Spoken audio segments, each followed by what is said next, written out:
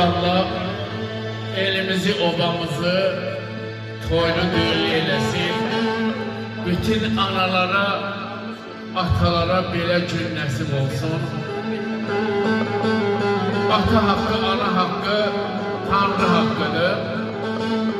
Bir gün Peygamberden sorsunlar, ya Peygamber niye 124 bin Peygamberden biri ana değil, kadın değil? Peygamber cevap verir ki peygamberler de dünyaya getiren analardır. Cennet anaların ayakları altındadır. Günün Türksoy'un bir güzel şehri sizlere çatdıracağım. Günün Türksoy yazır ki beşiğimde okuduğum Laylanı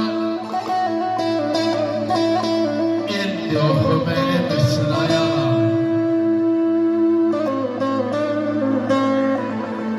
Sakit sessiz yer tapmıram, baş koyup dizlerini getir mənə payana. Gel sığal saç bu belalı başıma,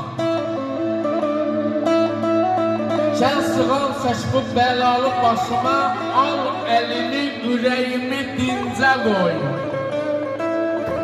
Süt ayakla yerimeyden yoruldu, tek ayakla indi beni künce koy. Uşaq ikən okuduğum nağıllar,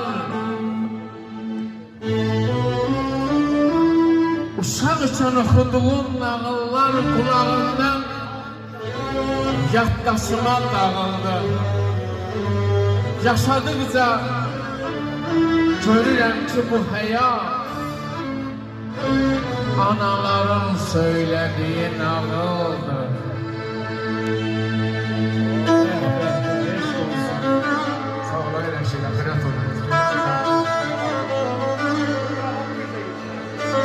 Ey yeri göyleri yaradan Allah, sana yalvarırım anama değil.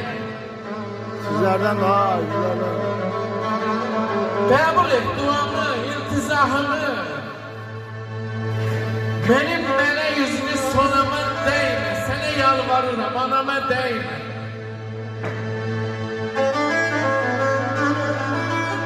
Dert